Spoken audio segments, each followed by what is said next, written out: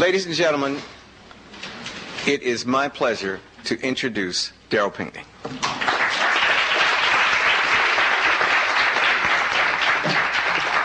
Thank you for your patience. I thought a lot of relatives were coming, so I left everything X-rated at home. And they're not here, so I only have something PG-13. If I can find it.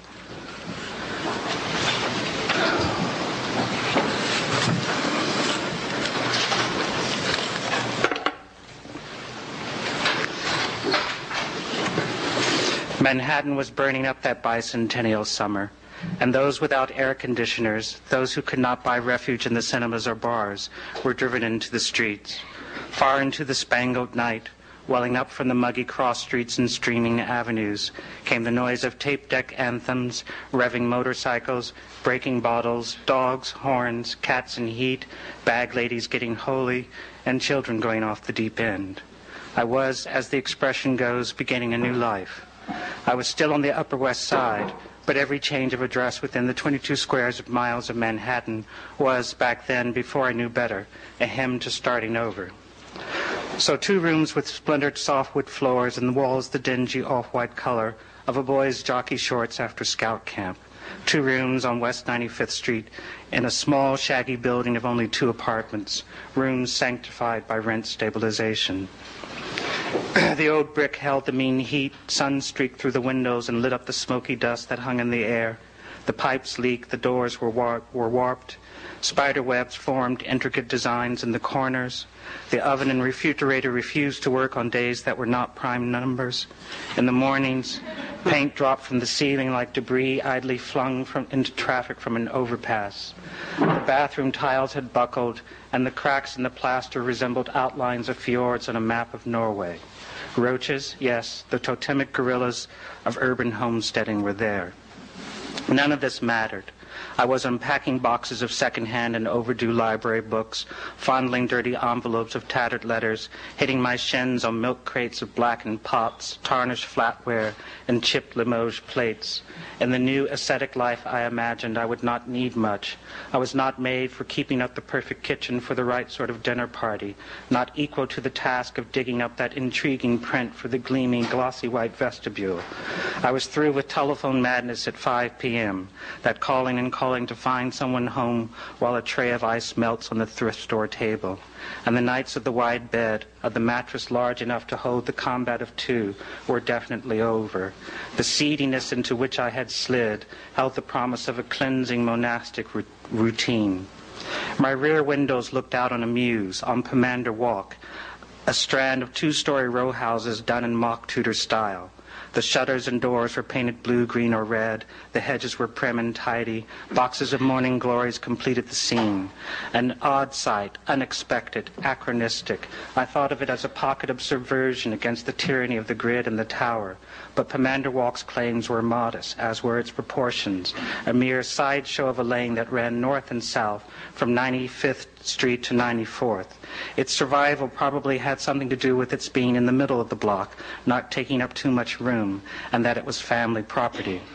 A little street in the London suburb of Chiswick was celebrated in the play Pomander Walk, first produced in 1911. I was told that an Irish-American restaurateur was so charmed by it that he brought a designer over to help build a replica of the set, and that is what he got, a set. It was built in 1921, a rather late, unhistorical-sounding date. When Pomander Walk was finished, the land immediately west of it was virginal, undeveloped. Residents had a clear view of thick treetops down to the Hudson River. Perhaps then it was close in mood to the ideals of the City Beautiful period, to the harmony of Hampstead Way or Bedford Park. Perhaps not. This was a mirage inspired by haphazard Chiswick, not by an architect's vision of a utopian commuter village. I was disappointed to learn that Pomander Walk had always been apartments. I thought each structure had originally been a house, and like those of Belgravia, had only later been violated, cut up, humbled by the high cost of living well. Pomander Walk harbored high-ceiling deficiencies intended for and first occupied by theatrical people, the WPA Guide to New York City reported in 1939. In the 20s, so the lore went, it was a pied-à-terre for the likes of the Gish sisters, Katharine Hepburn and Dutch Schultz. Bootleggers threw scandalous parties at which guests refused to remove their Hamburgs. Permanderwalk had seen better days. The sentry boxes were empty, the caretaking staff had been reduced to 2 elusive Albanians, the apartments themselves were in various stages of decay, and behind the valiant facades and the passageways between the tombs of West End Avenue and the cheap clothing stores of Broadway were fire escapes grim as scaffolds and mounds of garbage through which chalk-white rats scurried. These were the days before gentrification. Where is the gentry? Before the roofless renovations that would turn entire neighborhoods into a maze of glass, chrome, exposed brick, polished blonde oak, and greedy ferns. Permanderwalk had become a kind of fortress, as it had to be, surrounded as it was like the enclaves of early Christian merchants in the Muslim ports of the Levant. Permanderwalk struggled against the tone of the blocks swarming around it. High gates at either end of the lane, at the steps that led down to the streets, spoke of a different order. Do not enter. Private property.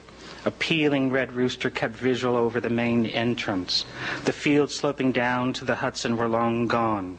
Sandwiched between dour, conventional buildings, Permanderwalk seemed an insertion of incredible whimsy and brought to mind Rem Koolhaas's phrase in delirious New York, reality shortage. During my vacant hours, I fed my curiosity about the inhabitants of that pastoral, pretentious, Anglophile fantasy. The tenants were mostly women. I imagined that they were widows surviving on pensions or on what their husbands had managed to put aside, and that there were a few divorcees sprinkled among them, the sort not anxious to define themselves by respectable jobs with obscure galleries. Their custom on those hot afternoons before, as I suppose, trips to married sons on the Jersey shore was to leave their electric fans and gather on the stoops. They sat on newspapers, pillows, or lawn chairs for cocktails. Sometimes large festive deck umbrellas appeared. The women got along well with the blonde or near-blonde actors and dancers who lived in warring pairs in some of the smaller apartments. The artists, when they came out in tight shorts for little sun, joined with the women in discouraging intruders from looking around. No, they said, there were no flats available, and the waiting list was as long as your arm. Defenders of the faith.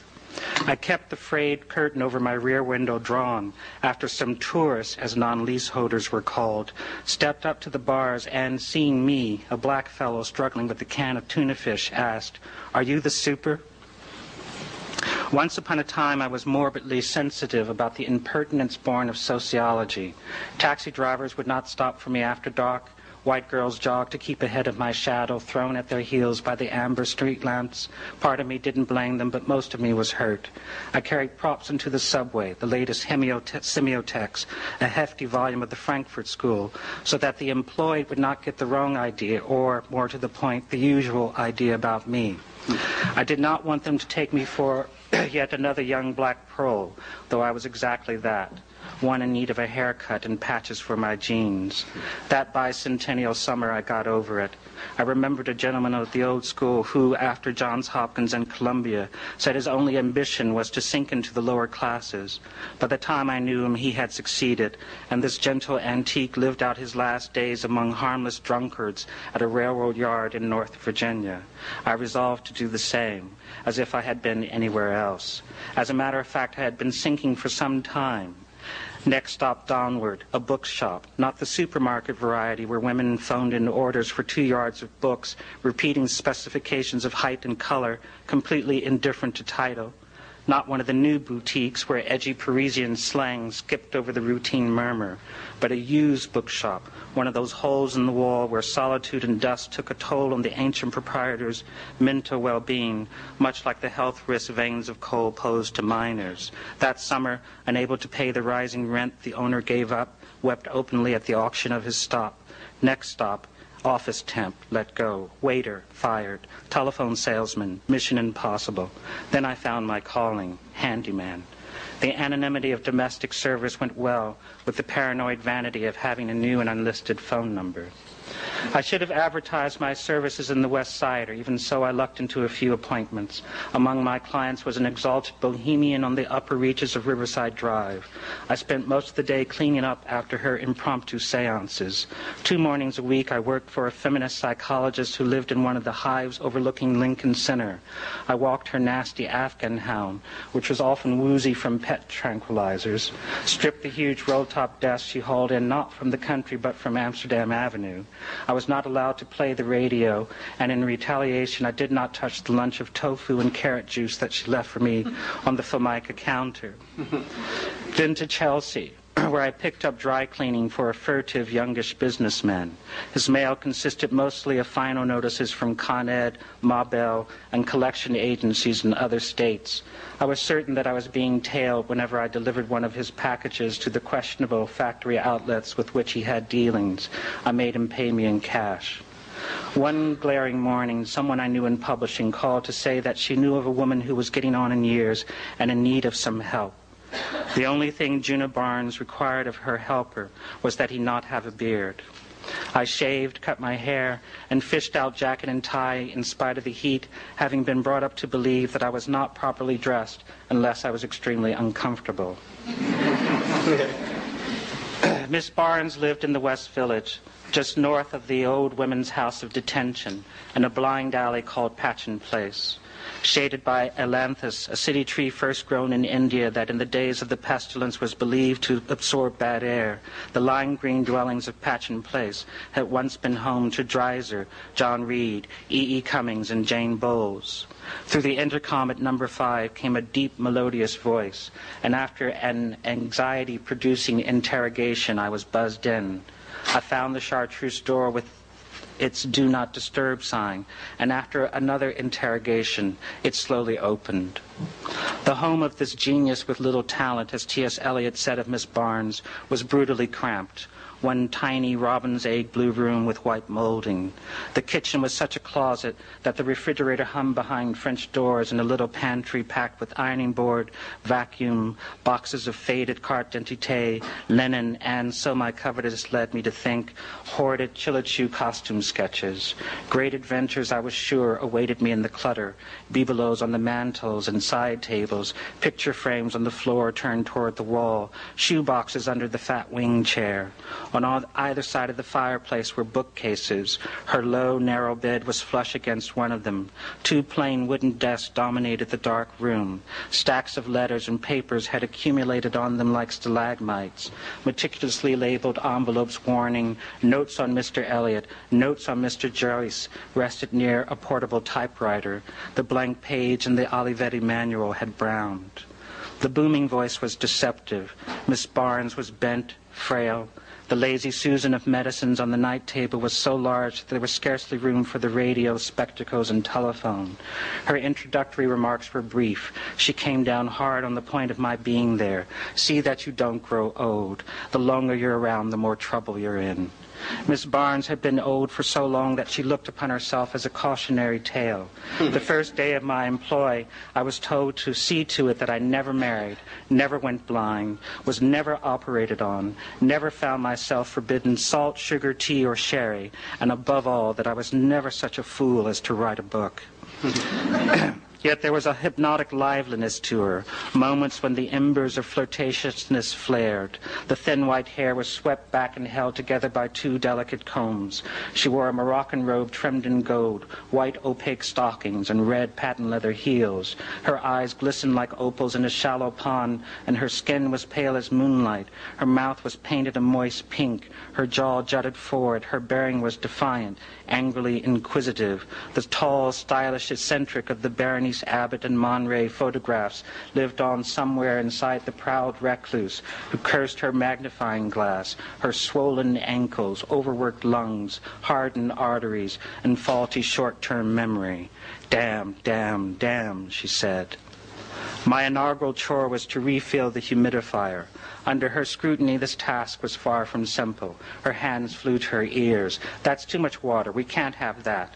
Next, Miss Barnes wanted me to excavate an unmarked copy of Creatures in an Alphabet. Stray pages were tucked here and there, none clean enough for her. She settled on one version of the poem, retreated to the bed, and set about crossing out the dedication. Can't have that. He ruined my picture.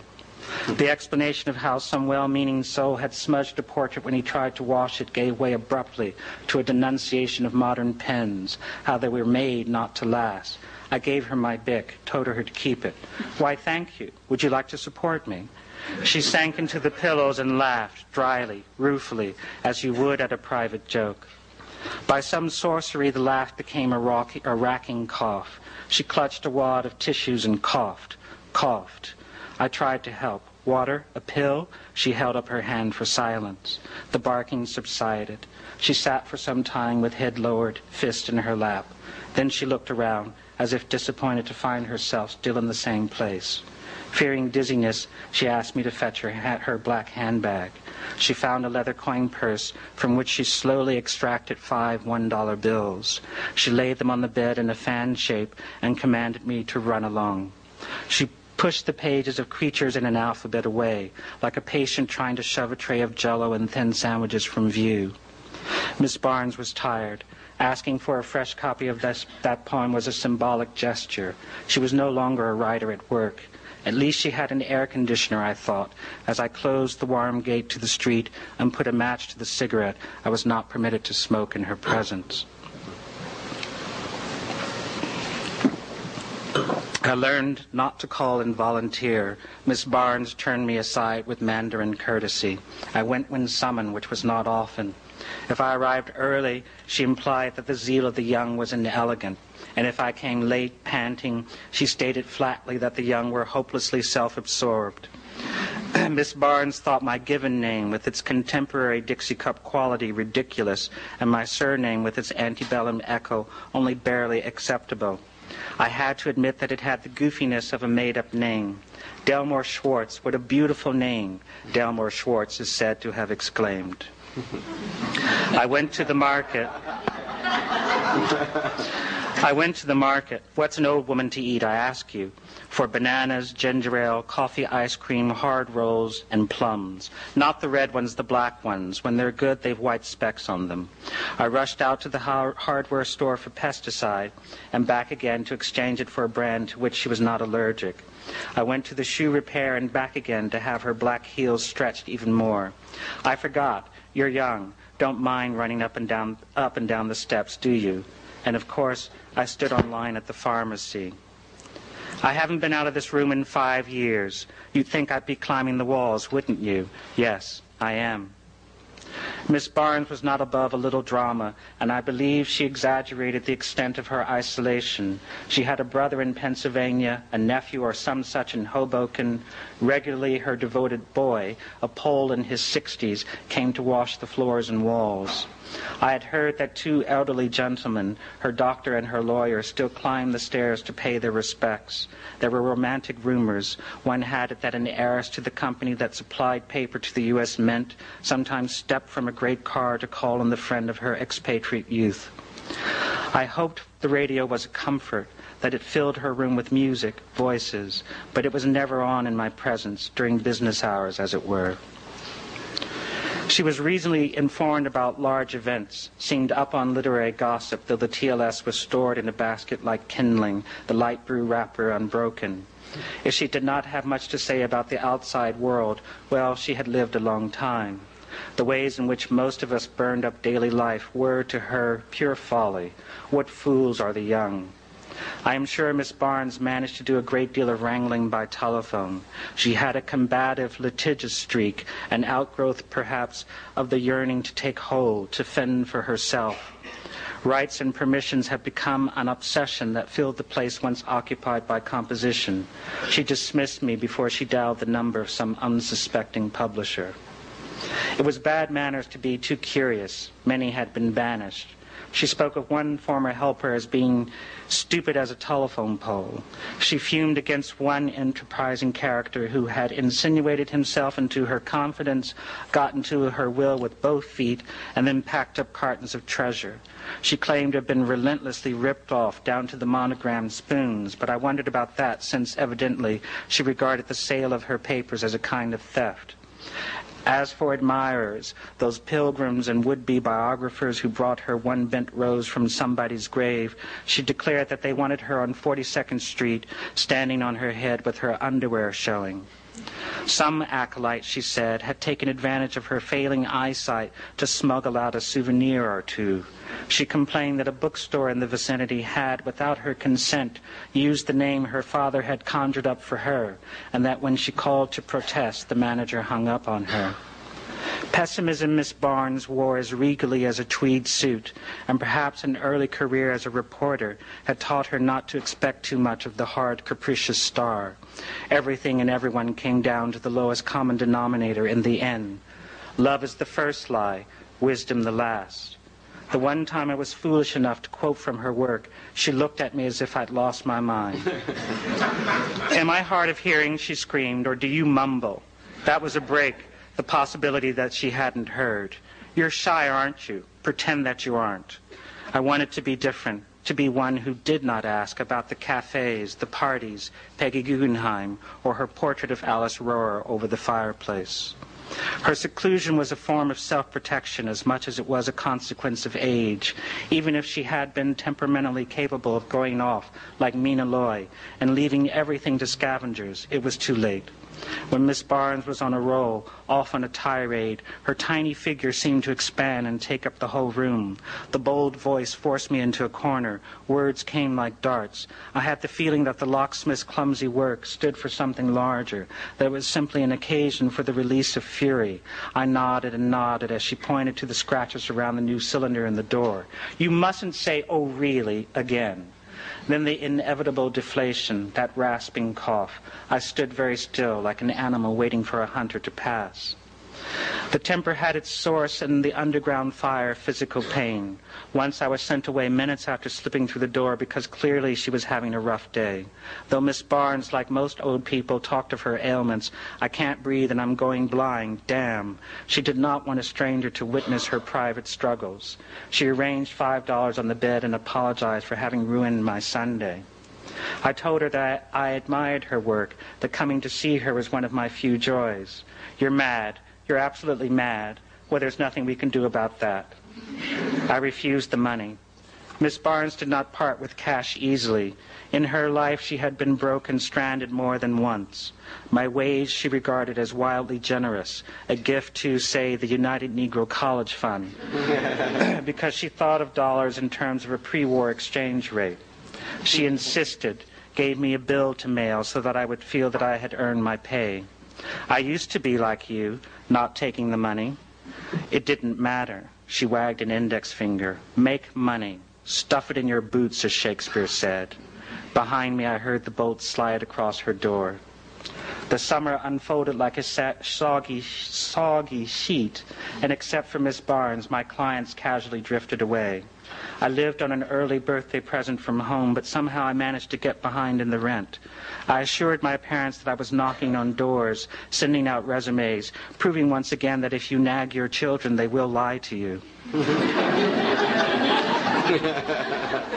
Days evaporated like spilled water on sizzling pavement. Rock bottom was not so bad, and if singing had not turned out to be as liberating as I had hoped, it was not without some consolations. The afternoons I traveled in humid subway cars from Pomander Walk to Patchen Place lifted me out of my torpor. The chance to see Miss Barnes struck me as an omen, but of what? Fame was not much of a consolation to her. She was not rich, could not trade her name for much, and so reputation she treated as a joke, on herself mostly. You may like the book, but not the old girl. Being a character, a survivor, made her one who had evacuated a large part of her life, mindful of the clues carelessly left behind for detectives. Would you believe I lived in Paris 9 years and never learned a word of French? Her memories, those she shared, had the quality of set pieces. Even when she talked of intimate matters, there was something impersonal about it, and I wondered how many visitors had heard her say that she was never a lesbian, could never abide those wet muscles you had to love women, or that she was too much of a coward to take her own life. A joke, yes, but not entirely. No, don't move those. I'm a vain woman. I want them near me. Miss Barnes meant the translations, the various editions of Knightwood and Ryder. I was putting the bookshelf in order, not that it was needed. She was resistant to change. An autographed copy of Dag Hammarskjöld's Markings had to remain where it had been for ages. A red pocket edition of Dante was also happy where it was. Mr. Eliot learned Italian just to read this poem. He must have liked it, don't you think? I extracted a paperback, a biography of Natalie Barney, from under the bed. Let me see that. Rene de Gaumont called her the Amazon of love, and she never got over it. That's what you get. That's what you end up looking like. She, peering through her magnifying glass, told a photograph showing Barney in later life. I broke my promise to myself and asked about Colette. Yes, I knew that silly blue-haired lady. I got carried away and told Miss Barnes about a night at the opera when I, an undergraduate just off the boat, was introduced to Janet Flanner.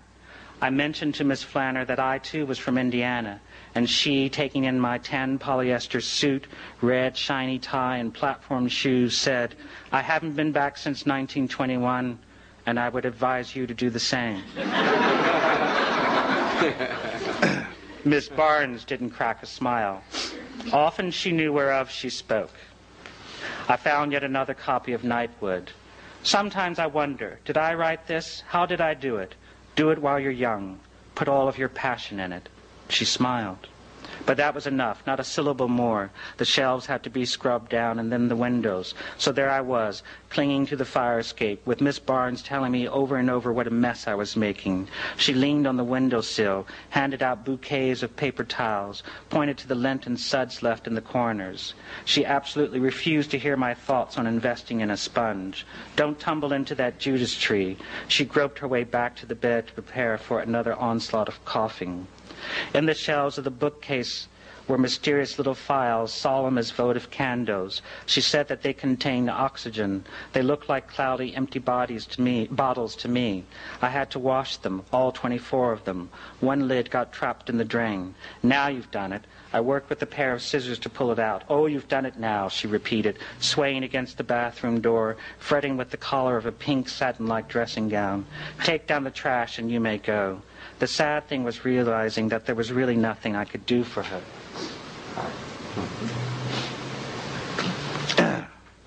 When I got the bright idea of devising a chart for her flotilla of pills, often she had complained of headaches, of not knowing what to take when. She was offended.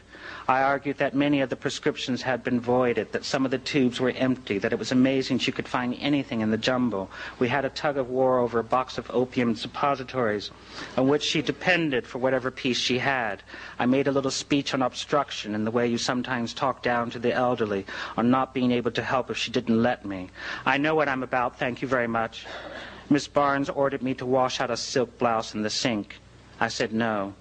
She started to say that she didn't understand why blacks had become so touchy, caught herself, and said she didn't know why young men had such silly notions about what they considered women's work. But I knew what she meant, knew it from the way she swallowed the knee of Negroes, that despised word of recent generations, knew it from the soft blush that spread like ink across the folds of her face. I don't remember what I said, but I can still see the $5 on the blue coverlet.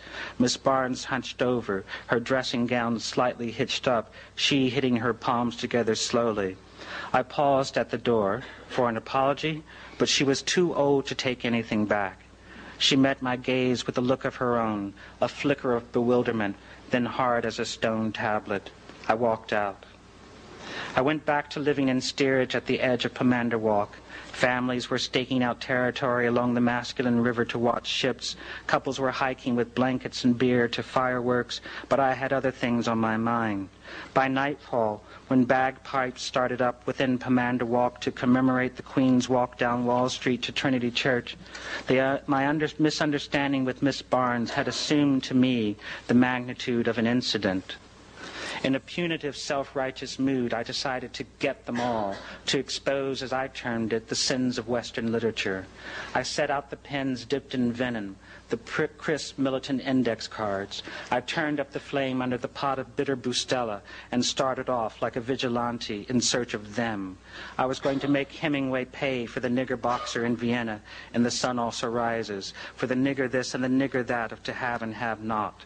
Fitzgerald was going to be called out for the Cadillac of niggers who rolled their eyes when they pulled up on the highway next to Gatsby. I was going to get Dashiell Hammett for Darkytown and Evelyn Wall, Ronald Furbank, even Carl Van Vechten. This was serious. No Julia Peterkin, Fanny Hurst, or DuBose Hayward. I was going to stick to the Dilseys and Joe Christmases. If Conrad had to go, so be it. Céline, too, for his scenes in Little Togo.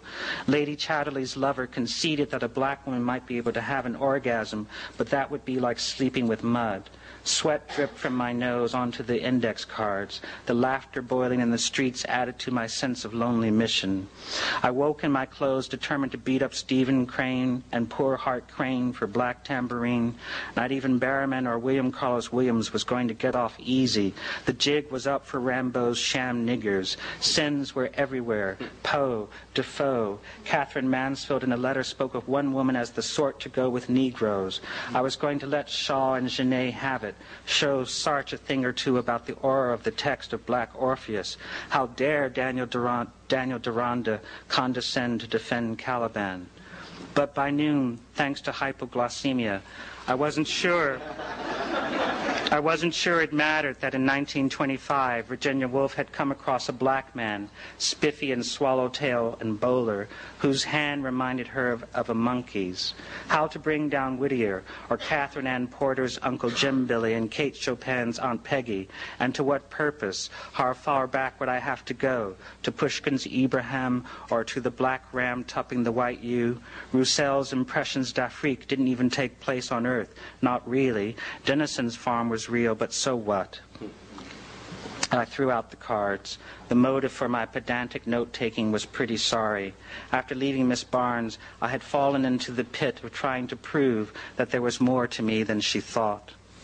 There was more to sinking, to being a handyman, to becoming a part of the streets around me than I had thought. I had only to approach the surface of things like a child coming too near the heat of a kitchen range to discover that. Being in arrears made me afraid to meet anyone from Pomander Walk.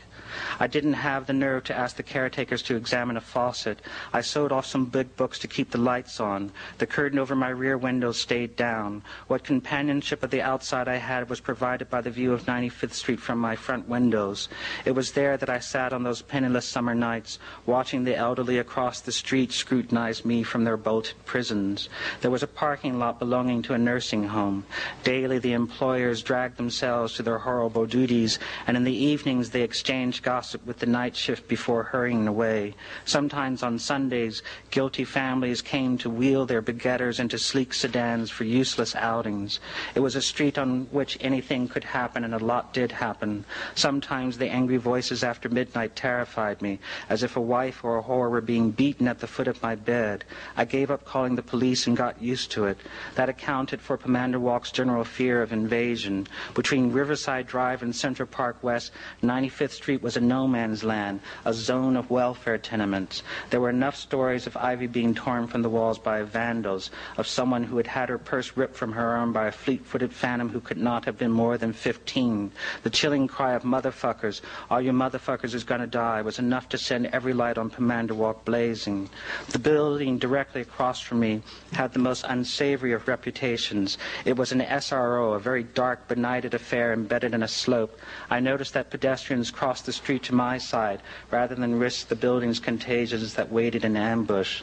A check-cashing joint occupied one of the rooms on the first floor, and from the number of men coming in and out in their undershirts, with soiled paper bags from which the tops of wine bottles were visible, I guessed that there was also a bookie joint somewhere inside.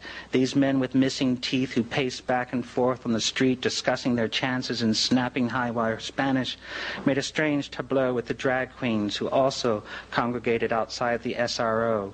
The drag queens were impossible to miss, impossible not to hear. Hour and hour they milled around the entrance, dancing complicated steps to snatches of music that came from automobile radios. Most of them were in low drag, cutoffs, clogs, improvised halter tops, hair slicked straight back. Some appeared in wigs, curlers, black bathrobes, gold house slippers. They held cigarettes, long brown, more menthols or cools, which they rationed scrupulously. They gossiped, waited, and played whist, nigger bridge. They taunted young mothers who pushed baby carriages and balanced Zabar bags and balloons. They hissed at broad-backed boys who sauntered up the streets in school T-shirts. Honey, you need to go home and take off that outfit. That green gonna make your husband run away from you. Or, come over here, sugar, and let me show you something. Sometimes, for no apparent reason, just standing there, one of them would let out a long, loud, high scream, ah, and then look around with everyone else on the street. This was particularly unnerving to the people who lined up with ice cream cones in front of the Revival House to see Fassbender or Fellini. Equally unsettling to the neighborhood was their booby-trapped friendliness. How you doing, baby? Okay, be that way. Don't speak, Miss Thing. You ain't getting none no way. I watched the people of the SRO every day as the buds on the gingle that grew at a slant toward my window failed one by one, and the pigeons pushed through the litter of Frankfurter buns. I recognized some of the SRO inmates in the Cuban tobacconist, the Puerto Rican laundromat, the Korean deli, the Yemenite bodega, at the hippie pot store, the Sikh newsstand. I watched them with a kind of envy.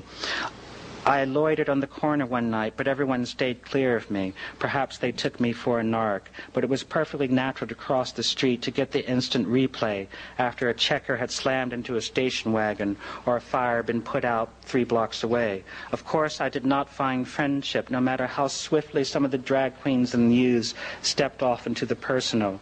Raps about the doings on Broadway or in the park inevitably shifted to breathless, coercive pleas for loans, though I told them I'd had to break open my Snoopy bank for cigarettes. The soft-spoken owner of the Pomander Bookshop took me aside to give me a warning. More than one innocent had fled that SRO without watch, wallet, or trousers. 3 Bloods invited me up to discuss a deal, and an alarm went off in my head. I remembered how, as a child, 3 classmates had invited me to join their club. They escorted me to a garage and kicked the shit out of me. Remembering that, I got as far as the lobby, made some excuse, and split. It is hard to recall the murky, inchoate thinking that led me to think those inept gestures toward infiltrating what I saw as the underside of life, hard to camouflage the fatuity of my cautious hoverings. One illuminated night, late, a young woman was attacked by 2 kids. I heard her scream, saw her throw herself to the ground and thrash about. The kids couldn't get to her purse. By the time I got across the street, others had come running. That was it, she moaned. She was going back to Nebraska. One grinding dawn, I stumbled into the haze with loose change for a donut. The intersection of Broadway and 95th Street was clogged with squad cars. Flashing lights whipped over the faces of the somber onlookers. There had been a shooting. A handsome Hispanic man in handcuffs was pulled over to the ambulance, presumably to be identified by the victim. His shirt tails flapped like signal flags. A policeman cupped the perpetrator's head as he pushed him into the rear of a squad car. The man's head sagged on his smooth chest and shook. Who was it who said that the man who committed the crime is not the same man as the one in the witness box? The violence was arbitrary. I was in the crowd that watched in horror as the policeman who had been summoned to defuse a fight beat a black teenager until coils of dark blood gushed from his head, his mouth, and drenched his shantung shirt. To my shame, it was a black cop who used his stick with the most abandon. We were ordered to disperse, didn't, were rushed, and the voltage of fear that seized us was nothing like that of the political demonstrations of another time. Shortly afterward, I called home. It seemed that I packed more than clothes. I carried to the corner all the baggage of my youth. I thought, as the taxi driver slowed to look me over, that I could leave that weight behind, like a tagless piece chugging round and round on a conveyor belt. Pollution made the sunset arresting, peach and mauve, like the melancholy seascapes of the Hague School. On the way to LaGuardia, stalled somewhere near the toll booth, I felt a wind. It came like forgiveness, that sweet evening breeze, the first promissory caress of the high summer. But the storm that followed delayed the departure of my flight. Thank you.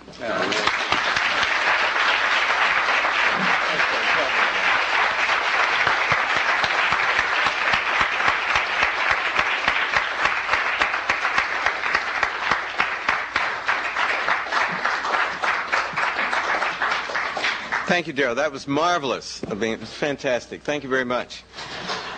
Now, as we resettle, shifting on down, part 2. Now remember, Patricia will We'll read for 30 minutes, then we'll answer questions, and then we'll have a reception, and you can buy books, and both Darryl and Patricia will be kind enough to sign their books. Here to introduce Patricia Powell is my friend and colleague, Professor Lawrence Buell. Larry Buell is both the chair of the Department of English and the Powell and M. Cabot Professor of American Literature. Ladies and gentlemen, Larry Buell.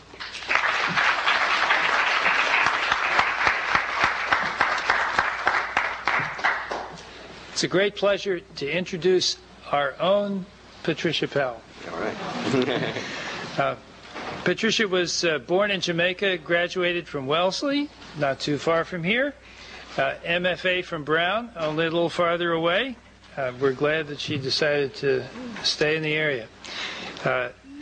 Now completing her final year at Harvard in our department as Briggs Copeland Lecturer in Fiction. Patricia, in her guise as teacher, has made a really important mark on our creative writing program here, and we're all, I can assure you, in a state of anticipatory mourning at the prospect of her moving on. She's the author of 3 novels, not to mention work memorable in the shorter vein. The novels Me Dying Trial, 1993, A Small Gathering of Bones the following year, and most recently The Pagoda. The Pagoda, a novel that centers on a cross-dressing Chinese immigrant to Jamaica in the late 1800s, a woman whose precarious life as a shopkeeper married to a black woman begins to unravel at the start of the book, and the book unfolds her harrowing past lifeline as well as events in the novel's present. I recommend it very, very highly. I have to others and do now. If you don't know it, you'll have the opportunity to buy it soon.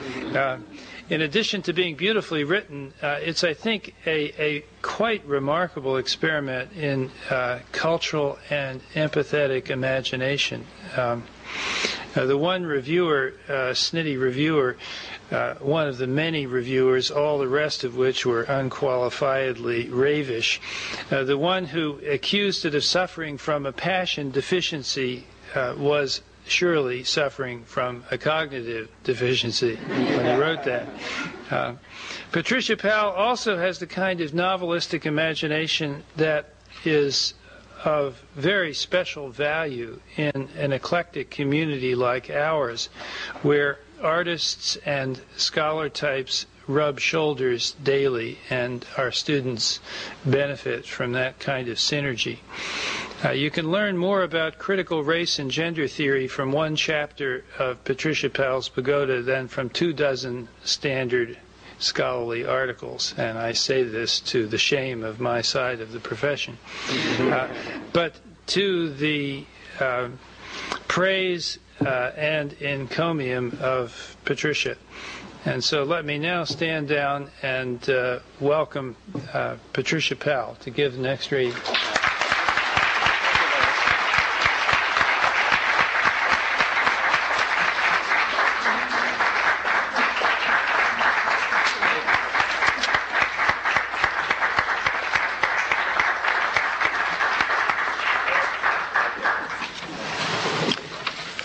Thank you, Larry, and thank you, Skip, for inviting me to be a part of the program. I'm a little nervous. I'm reading from my new manuscript, which I completed a few weeks ago, and that was Juno Diaz.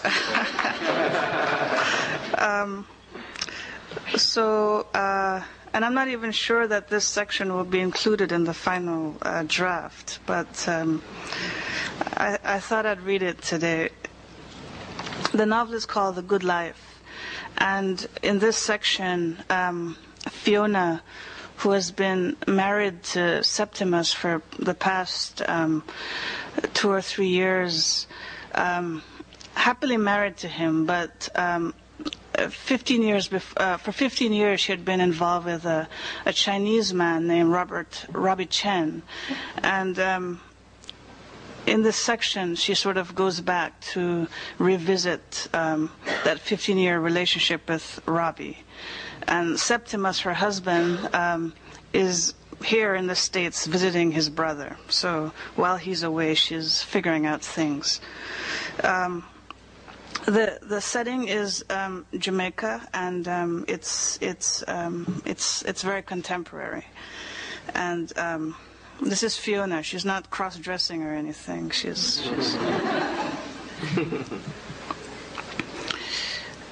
She picks him up at the betting shop, and they drive an hour to Little Ochi on the coast, where the sand is black and alligators are known to carry off unsuspecting children and dogs. It is not crowded. Tourists don't come here. There's hardly a beach, and what little beach there is whipped by big waves. They pay extra for a private table in a boat that bobs on the water. There is a soft, warm rain that falls slowly on them. It's dusk. The sun is a violent red. Black swallows vibrate through the air. There's a smell of salt in the spray. There's a smell of rotting fish. The silvery blue of the sea is crisscrossed with sharp darts of a dying light. He hands her a box. He squeezes her legs underneath the table. If it's jewelry, she says, you might as well save it for the girls. She has 2 children for him. She has 2 children for him. And he, well, you'll see later. If it's jewelry, she says, you might as well save it for the girls. She peeks in anyway. It's over, Robbie. It's over. She watches as his face crumbles. Something in her gut crumbles as well. Despite herself, she goes with him to a nearby hotel after their meal. He quickly undresses. He slips into the sheets. His body is sinewy with muscles, and his breasts now are like those of a woman's, the skin around his belly no longer taut. But it is not the trust in her marriage that she'll breach that keeps her seated on the couch watching him. She's undone the clasps of her bra so her breasts can breathe. She's kicked off her heels and removed her stockings. She's taken off the heavy earrings and dropped them in her purse. It's the rage that has overtaken her all of a sudden that has left her there silently watching him and seething. Fee, he calls, his voice wet with lust. And she thinks they're all the same, for in the end this is what it boils down to. If she curses him now, if she calls him all the nasty names piling up on her tongue, if she abuses him now, he would come over, he would apologize, he would cry, he would beg forgiveness, and in the end it would come back to this. It is not because of Septimus, she tells herself, as she drives back across town, tossed between rage and desire. It's because the same course would simply repeat itself. Nothing would have changed. And where would that leave her? In her mind, it's not an affair. They do not have sex. She does not want to be with him again. She goes only to look back at her life. It's as if she's visiting the site of a devastation, going back to carry out a salvage operation. Over and over again, she's drawn to look at her pain. How to explain to Septimus that she must do this in order to leave Robbie? She must do this to end the long, intimate history with this man she has never stopped loving. She's armed this time with restraint. They meet at a hotel. They eat dinner, and afterwards they go upstairs. They enter, overcome by desire. He takes off her pumps. He removes the stockings and massages her feet. He takes her toes, and one by one he dips them slowly into his mouth. She is nailed by the heat between her thighs. But sex is not what she wants from him. In the bed in the hotel room, she lies with her head on his chest. There's a tap-tap of his beating heart, the low grunt as he listens with a cocked head. Under his gaze, she is a girl again, soft and full of giggles. There is a stillness with him that even after 3 years with Septimus, she still can't experience. She often feels married to a boy or a man that stopped growing a long time ago. When she's with Robbie, the other parts of their lives drop away. They're completely present. With Robbie, for hours, she simply weeps for her life. "Can't you put that away?" she says, annoyed at the swollen cock. She's this close to committing adultery. An undertow is dragging her away. They're on the couch near a window that looks over the pool. A dog lifts its leg to piss in a thicket of chrysanthemums. He laughs. He catches her in his big arms. They kiss. It's like a jagged wound.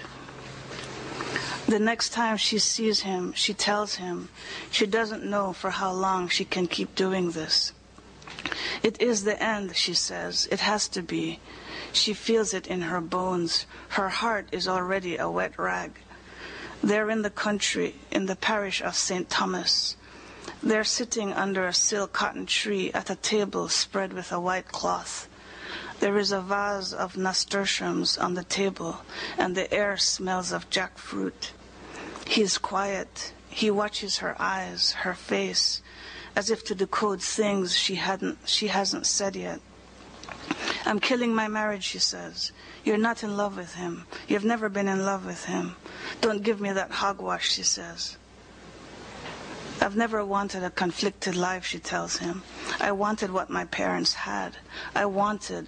She's quiet. By the time she was born, her parents were already too old. They only had eyes for themselves. Her entire childhood, she has felt like an intruder in their love. What does it mean, she wonders, that this disappointment, this betrayal, was her first foray into love? What does it say about what's to come?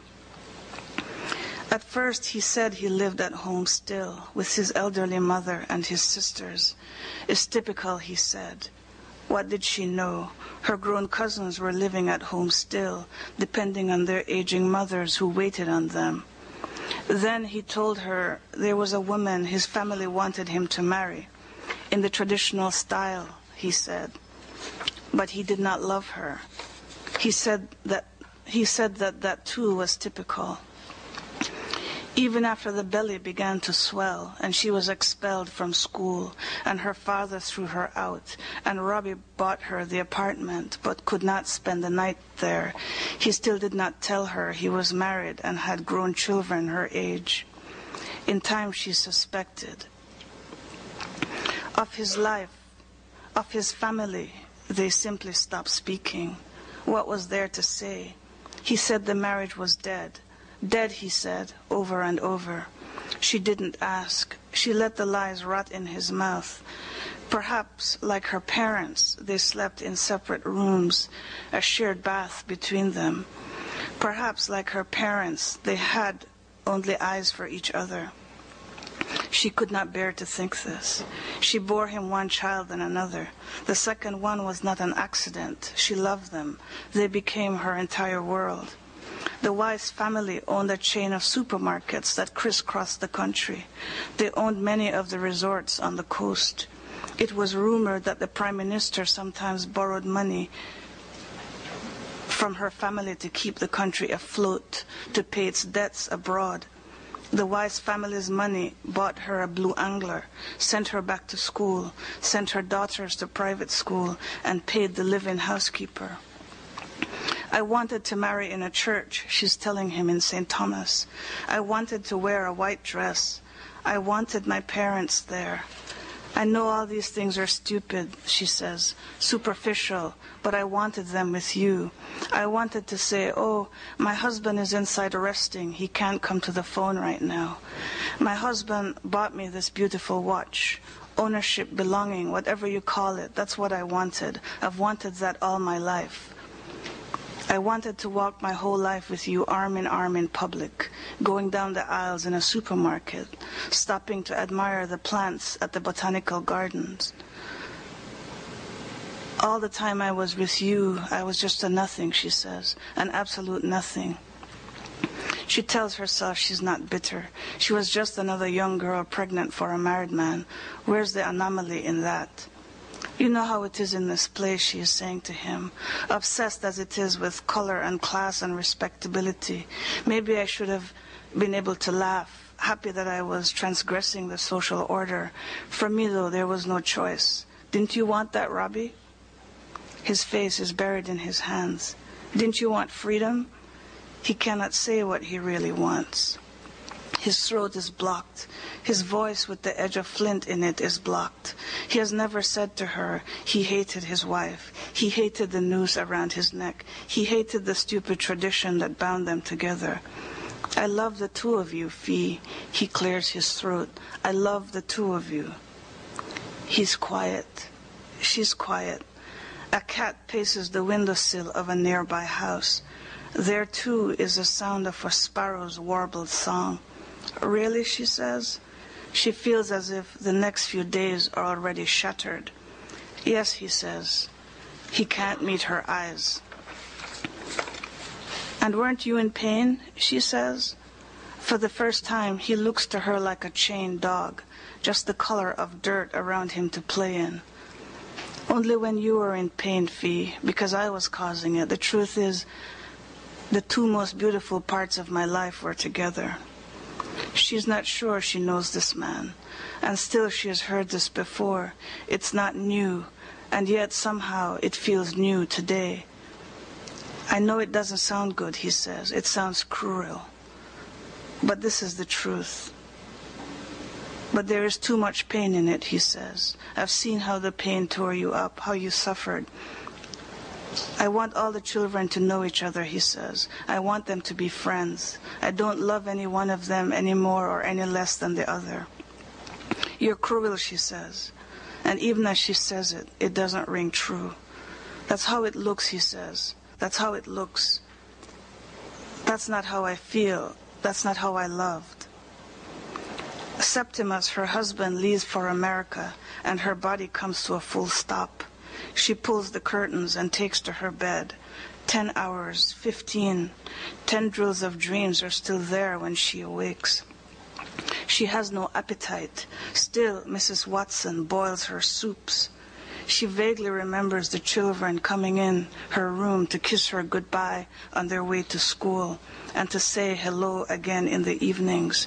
She remembers that she weeps only to be washed away again in darkness. Sometimes she awakens enraged, and this fills her with a strong, beaming power. She puts on a hat, finds a road, and walks for a long time on the bank in the warm rain, in the afternoon slow fire, in the white smoky dawn, in the ravenous black. She remembers again the scent of the flowers at dawn, the talcum of rose, the feel of guinea grass still wet with dew on her bare feet, sycamores jutting toward an enamel sky. Back home, she's too exhausted to even pull off her shoes. She lies across the bed, drunk with death. Not even when she left Robbie that time and went home to her parents had it been this bad. Not even when one by one her parents died and she buried them. Everything inside is weary, the blood, the cells, the breath, her life. One day, about mid-morning, Robbie comes to visit her. She receives him out on the veranda. He does not stay long, and during the entire time, she can hear Mrs. Watson singing "Nearer, My God, to Thee" as she polishes the furniture. It is strange to have him in her home. He has never been welcome there. His face does not betray anything, though the veins in his forehead are like throbbing pipes. She introduces him to Mrs. Watson. The children's father, she says, in an offhanded fashion. Mrs. Watson wipes her hands on her apron before extending one to him. "Pleased to meet you, Mr. Robbie," she says, with a terrible grimace.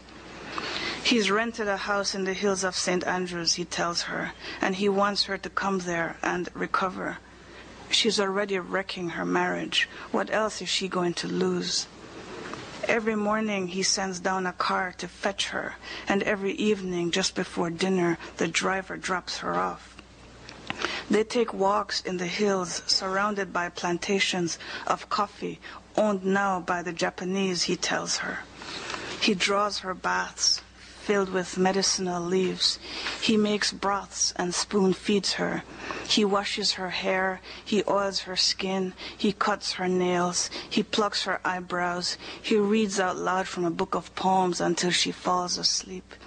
And when he dozes off beside her, she opens her eyes and watches him. Mr. Rabi-chan. She had given him 15 good years of her life, and now she's destroying her good marriage. The worst part is when the car comes at 6 o'clock to take her away and bring her back to her life, she howls down the house. Fee, Rabi-chan says, holding her. Fee. At the house, her eyes red and swollen, she sits with her children as they play with their food, and she sits with them in the study while they dawdle over their homework. If they said anything to her, she could not have said what. If they've pointed out something, she could not have said when. She's there, she's not there. Once upon a time, she blurts out at the table, a woman fell in love with a man. She gave him the 15 best years of her youth, and every day of those 15 years he disappointed her, for he was a coward. And still she loved him, for she knew that in life there was suffering, and it was rare in that place for a woman not to suffer over a man. And then one day, after 15 years, she picked up her things and left, for even martyrs get exhausted. And when she was stronger, she went back to look at him, to see what it was that had attracted her so. What it was that she had loved, for life is like that. It sends us the same things over and over for us to look at until we finally master them. And by all standards, he was a good man. He did not meet her. He did not beat her. He was madly in love with her. You could tell by the way he looked at her, by the voice he used to speak to her, the gifts he bought her and her children. But he was married. It was a wife chosen for him by his family, and the wife bore him 5 sons. And for whatever reason, he would not leave her, though he did not love her in the same way he loved Fiona. Though he loved Fiona, he loved them both in different ways, but it was love nonetheless. This is what he said. And so every night he went home to his wife, and every night, whether he wanted to or not, he disappointed her. He destroyed things inside her. Several years later, she went back to look at him. She was still in love with him, but being in love now didn't rule her life. Or maybe love had an entirely new definition for her. Or maybe love now wasn't one solid block of feelings. She had more strength now, more distance, more maturity perhaps, to see the subtle distinctions of love. What was exactly inside it, what it was made of. For what kind of love was that? A love that hurt her so, a love that disappointed her so. She had to look at it again. She had to stop what she was doing in her life and hold it up close to the light, this love. She had to smell it, feel the places where it was round and those places where it was smooth. She had to ask herself, what was the draw? And what does it mean that this betrayal was her first foray into love? He was the same. His eyes still glowed when he looked at her. His voice still produced the same melody when he spoke to her. He was full of promises, full of sweetness, full of gifts, and in the same way he was full of disappointments. His wife had left and gone to live with her ailing mother, but he still could not bring another woman in there to lie down on the sheets his wife had embroidered. The rugs she hung on the line and beat every Tuesday still sat on the floors. Her girlhood pictures and those of their marriage still hung in gilded frames on the walls. Her figurines and crystals were laid out on small tables. He was the same, and he was not the same. He was older. He held his waist now as he walked, and though he still ran 5 miles a day, he was more easily fatigued and prone to injuries. His heart wasn't bad, but it wasn't good either. He needed glasses now. There was a hump in his back. He had a dry cough that had a raspy ring to it, and it often left him wheezing and short of breath. The car arrives the next day as usual, and she rides up into the tree-covered hills, away from the everlasting noise and heat of the city, away from the screeching tires and smoke pouring out of exhausts. He's standing at the sink when she enters. He's peeling a fat yellow papaya. Outside on the terrace, a table is set for 2. In the valley down below, from a pair of binoculars, she sees the rotting zinc roofs, the color of dirt that marks each yard, balloons of smoke billowing up from the outside kitchens, little brown bodies milling around, flying a yellow kite, chasing an orange and green rooster, riding a long stick meant to be a horse, climbing a mango tree, stoning that same mango tree, climbing through a window, bending over to receive a beating, pointing a catapult at a bird, spinning a top, playing marbles, tying out a goat, stoning a dog foaming at the mouth. Out on the terrace, there's a table set for 2 and a bowl of cut fruit. You are hardly a man, she begins to tell him, in this place where manhood means everything. You're just a shade. You have no spine at all. You're a coward, she says. It was the wrongest thing to have loved you. It was the wrongest thing to have dashed away 15 good years of my life. I never should have stayed, she says. You are nothing. You are nothing whatsoever. Just a poser. She doesn't know what has overcome her so. Where this rage has mushroomed from so suddenly. She wasn't feeling it this morning when she rode up, but now here it is, out in the open. He turns. His face has gone slack. His eyes are all over his face with no center at all, no source. He looks old. He looks ancient. He lifts his hand. All of this happens quickly. She knows what's about to happen, and bam, he brings it down on her face. She cannot speak a word. He cannot speak a word. What is there to say? The culprit is there trembling by his side. He doesn't know what to do with it, whether to put it in his pocket or to cut off the damn offending thing. This is what men do in this place to shut up a woman, to silence her. In this place, a man will slap, cuff, box, knock down, kick off a woman's face. Between them now is a jagged silence. He's gone slightly pale. His back is stooped. Outside on the terrace, a table set for 2, and beyond that, the valley below, full of brown bodies. A wind whips up for a moment and then settles. She's tall and she's young, not as young as she once was when she met him at 15 and about to sit for oral levels. Now, like then, he's dressed in white trousers and a colorless white shirt with the sleeves rolled up to his elbows, the hair brushed back, still damp from his shower. Now, like then, she can hear the crickets' wing songs from way down deep in the valley. She steps away. Her eyes are cold. There is no light in them. The long purple skirt with flowers embroidering the trim sweeps the floor. She reaches for the platter of fruit. The arrangement is stunning. In the center is the deep velvet of passion fruit, and around that slices of kiwi and orange strawberries and yellow mango and brown naseberry and guineps and red melon. She wants to forget everything. She wants to erase the past. She wants to drop it on his head, but at the last minute she drops it on the floor, and he crumples with a long sigh, blood spilling from a gash on his forehead. She is stunned. To think for 15 years they'd never raised a hand to each other, and in just 1 week they've become animals. In 1 week they've grown closer and yet farther than they've ever been. It's as if the cells inside her body, inside his body, are fighting against this closeness they've been trying to harbor. The cells won't have it. The driver is outside in the yard hosing down the car. The yard swells with wildflowers. A night-blooming cereus leans against a post that holds up a fence made of barbed wire. In the distance, there's nothing but lignum vitae trees and butterflies, and the sky suddenly seems electric.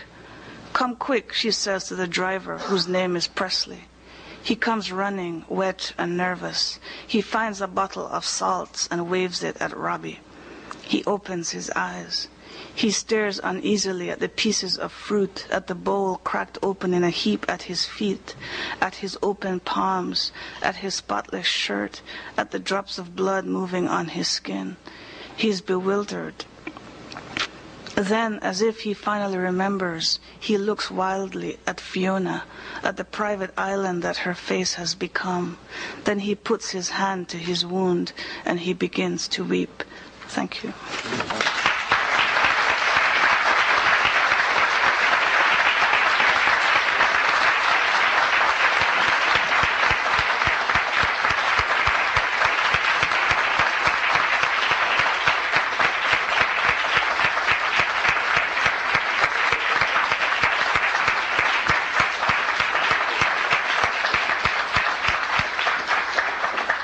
Wow, smoking.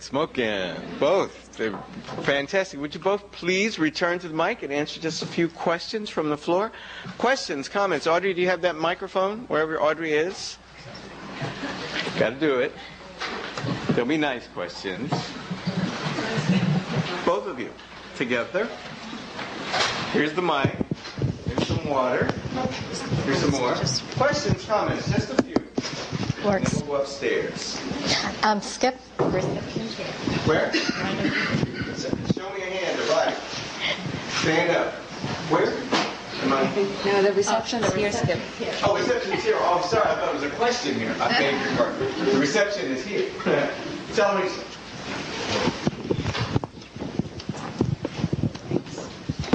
My name's Salamisha, and I'm a grad student here. And I have a question for Patricia. In the reading that you just gave us, and in the pagoda, there are very similar scenes in which there's sort of like a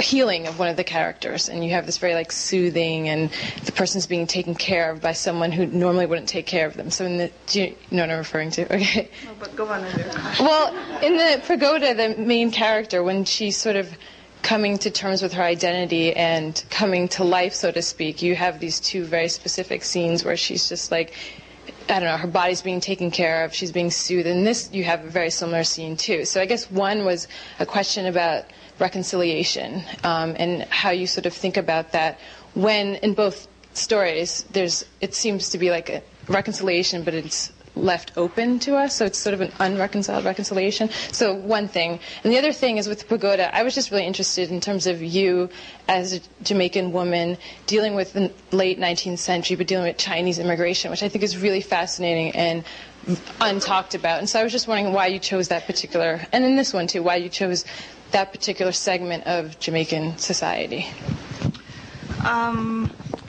Well, I think the Chinese, I think they comprise about 5% of the population in Jamaica. So, most Jamaicans, every Jamaican has grown up alongside a Chinese person, just about.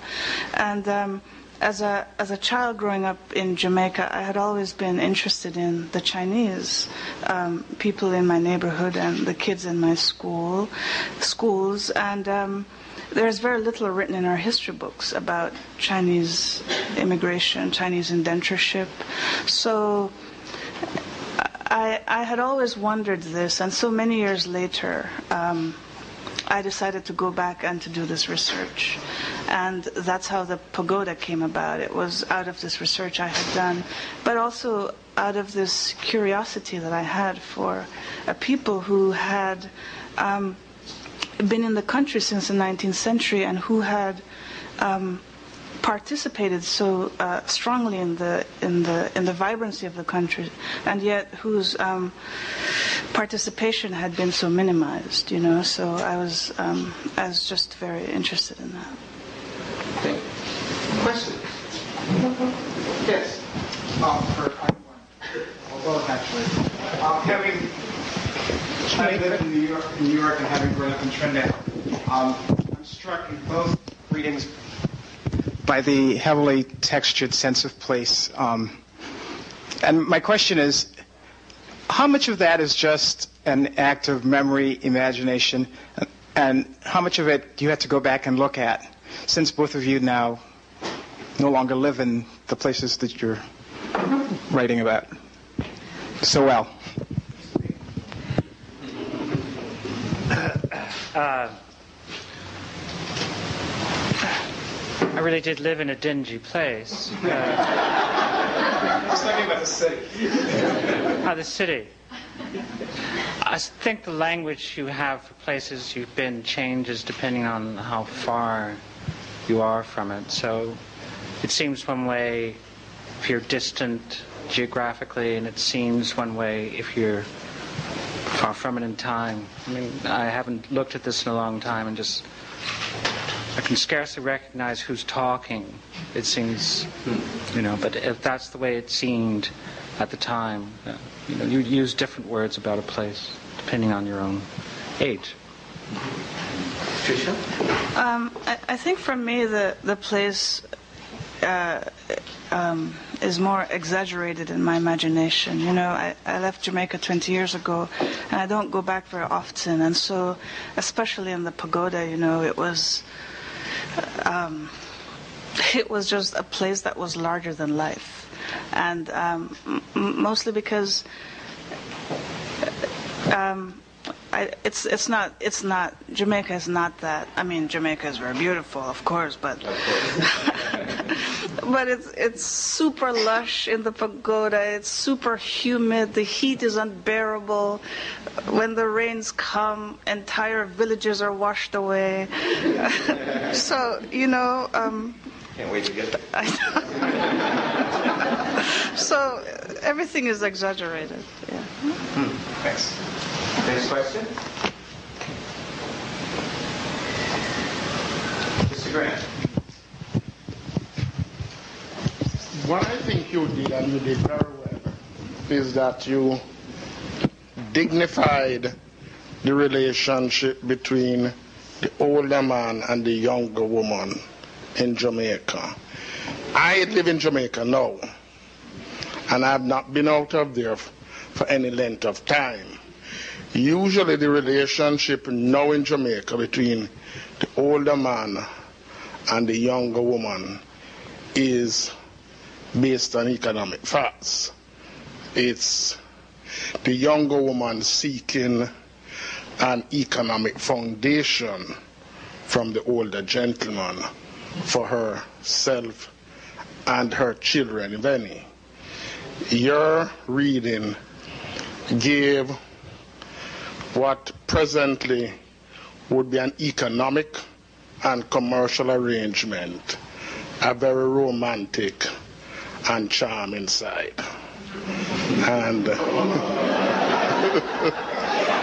I do hope that one will see more examples of that rather than of the present system we now have. Thank you. Thank you. I should say that the Grants are here because the daughter sitting right next door to Mr. Grant will be joining us as a first-year graduate student in the Department of Afro-American Studies in the PhD program. So welcome.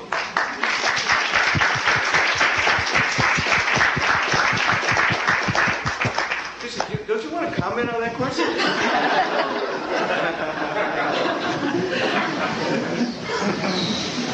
But you seem to be suggesting that love is not possible in that situation. Well, it's possible, but it's there's a great deal of power imbalance, and I guess maybe that makes a sort of balanced kind of love situation possible.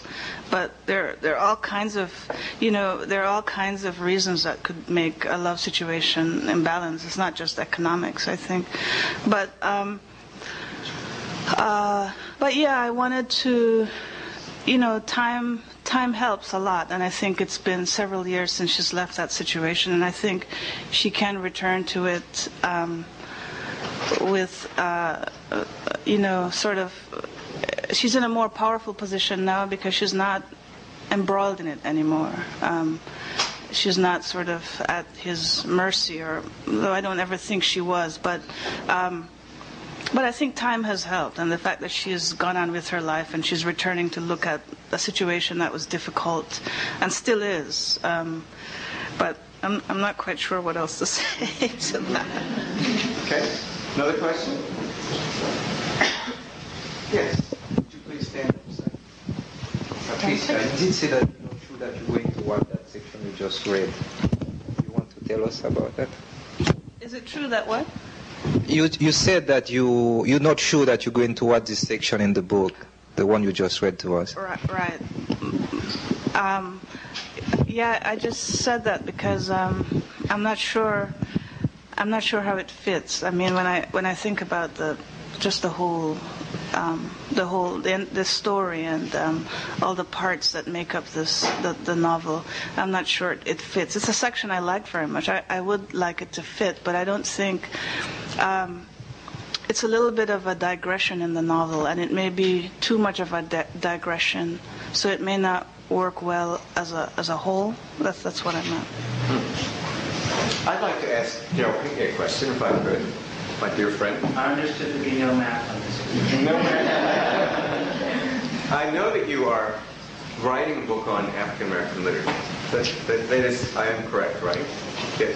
Now, Richard Wright wrote famously, I believe in 1937, that if segregation ever were to disappear, Negro literature, per se, would disappear as well. That it was a function of segregation. Does it bother you as a writer that your work is taught in the Department of Afro-American Studies, or in as it were, a Negro literature course, an African American literature course, in addition to being taught, say, in an American literature course or a course on the modern novel? I mean, do you feel that's a form of ghettoization that has outlived its time, or is it a meaningful, salient capital?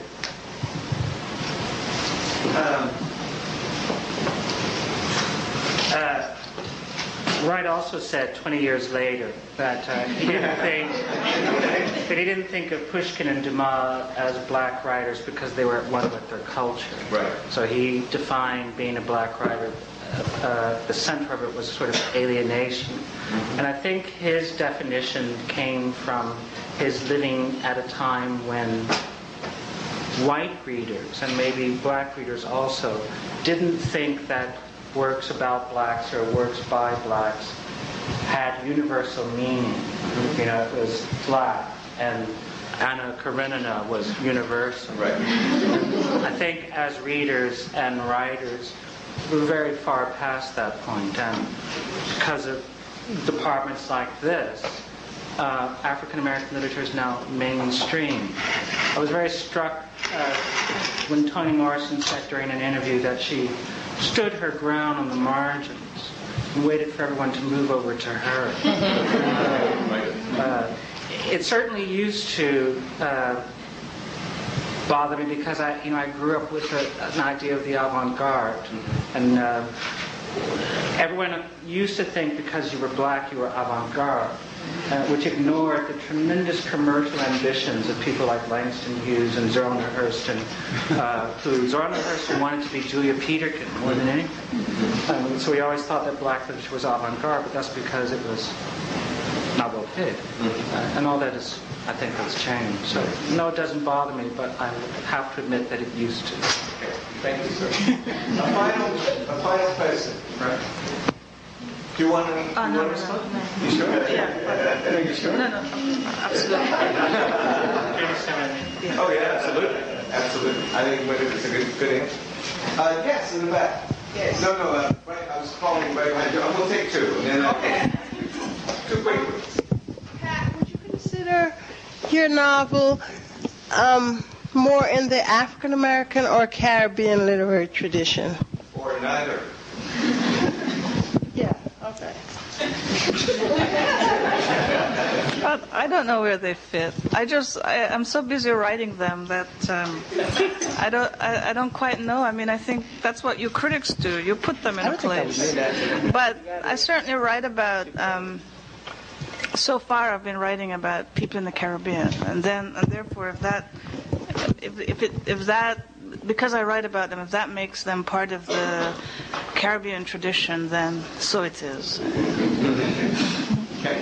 And Yes. Last question. As I was listening to you, I could feel that there was a lot of racism taking place in that story. How about the social class issue? Is the woman that you describe in the story, is her reality a reflection of all working class Jamaican women, or middle class, or upper class? Where do you fit that? You thought there was racism in the story? Sexism. Oh, sexism. I'm sorry.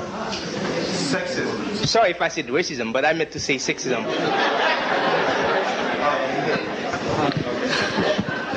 Well, racism, sexism, classism. There probably is some of that in there. Probably is sexism? How? Well, I think perhaps as I was preparing that section this afternoon, I was thinking about, I thought, who's going to pick on me now for this section? I think the section, I'm not sure, I think the section he could be referring to, certainly the one I thought about, was the one where it goes something about in this place, a man will kick off a woman's face, and they do very quickly, and but perhaps I'm not supposed to say that. I don't know, but and if it's sexist to say that, then so let it be. But they do that, and that is this woman's particular reality, yeah.